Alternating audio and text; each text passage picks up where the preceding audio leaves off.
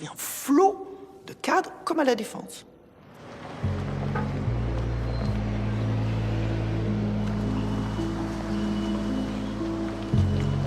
Mais ils repartent le soir. Ils repartent le soir parce qu'ils habitent le périurbain ou le centre de Paris. Et la population résidente, et pour une grande part une population en très grande difficulté, une population de services, mais de services nettoyage, gardiennage, etc. Une population de chômeurs, une population très jeune et largement immigrés, mais immigrés au sens français et étrangers. Le projet, c'était que les cadres habitent sur place. Les cadres, ils n'habitent pas encore sur place. Ils y habiteront sans doute un jour. Comment est-ce que ça va évoluer? Alors, je ne sais pas, mais ce que je sais, c'est que si on laisse libre le marché foncier, le marché immobilier, il est évident qu'à terme, la Seine-Saint-Denis va devenir un nouvel arrondissement parisien. D'ailleurs, il y a qu'à voir les promoteurs qui construisent la Seine-Saint-Denis. Ce qu'on construit, ce qui, si j'ose dire, bloque le jeu, entre guillemets, naturel de l'offre et de la demande, c'est l'importance du logement social. Les gros blocs de logement social. Aux marges de la ville, ces grands ensembles dont nous parle Annie Fourcault accueillent des familles en grande précarité, aujourd'hui majoritairement issues de l'immigration, employées du nettoyage, des travaux publics, de la manutention, de la sécurité, de la restauration. L'exploitation de l'immigration est omniprésente dans une grande métropole comme Paris. Dans les grandes métropoles, vous avez donc des quartiers qui concentrent ces catégories populaires immigrées, qui sont, elles, évidemment, dans des situations de fragilité sociale optimale. Depuis 20 ans, ces zones urbaines sensibles occupent l'espace médiatique et les discours politiques.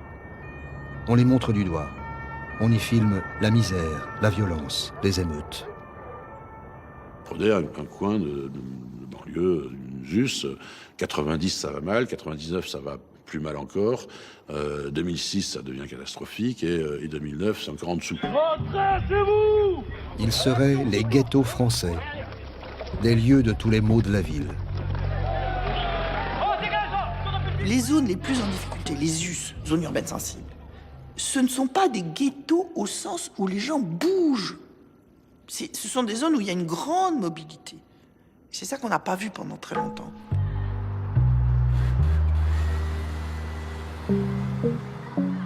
Dès lors que ces territoires sont des territoires où on a une mobilité qui est importante, hein, on a à peu près un tiers du parc de logement qui se renouvelle tous les 4 ans. Donc il y a des gens qui sortent, des gens qui rentrent. Les populations qui rentrent, notamment les populations d'immigrés qui arrivent, sont des populations qui sont de plus en plus précaires, de plus en plus en difficulté.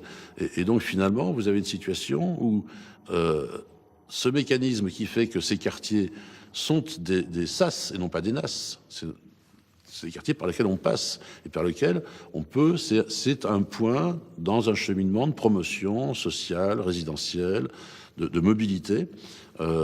Finalement, on peut parfaitement imaginer, et c'est ce qu'on a montré dans un rapport, que quand un territoire va de plus en plus mal, ça ne veut pas dire que les populations vont de plus en plus mal, et que donc, de cette façon, on ne fera jamais de quartiers normaux avec ces quartiers-là. La question, c'est d'en faire des quartiers qui soient utiles pour les individus.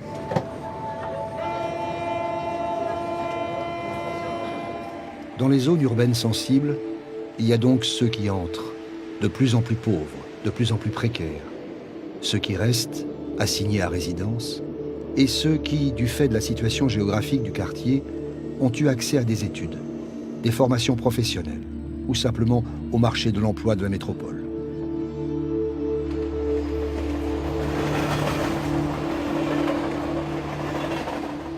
Je connais un lotissement près de Goussainville. Ce sont uniquement des jeunes ménages maghrébins, d'origine maghrébine, qui ont quitté les grands ensembles et qui ont acheté là. Alors, en bout des pistes de Roissy, certes, mais ils ont acheté là.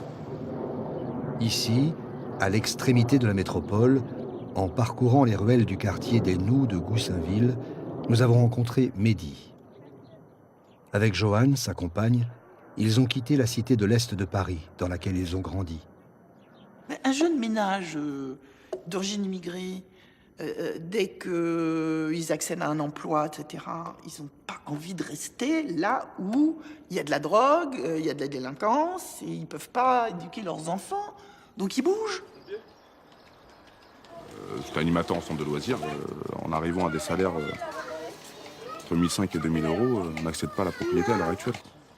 Du coup, j'ai trouvé un boulot dans le privé. Donc il a fallu pour ça que je fasse des formations. Hein. Je savais que le métier du transport, c'est les métiers qui employaient. Donc je commençais par mon permis poids lourd. Ensuite, j'ai passé un cassesse grue et puis je suis devenu grutier tout simplement. Je me rappelle pas comment on fait. Bien, je suis là. Comment on arrive ici, c'est tout simple, hein. On a un budget, on cherche ce qu'on peut avoir par rapport à notre budget, quelque chose qui pourrait plus ou moins rentrer dans ce qu'on voulait, et puis on enlève la moitié nos envies, et puis voilà quoi, on arrive... Maintenant je pense on va là où on peut acheter, quoi. On va vraiment là où on peut se loger maintenant.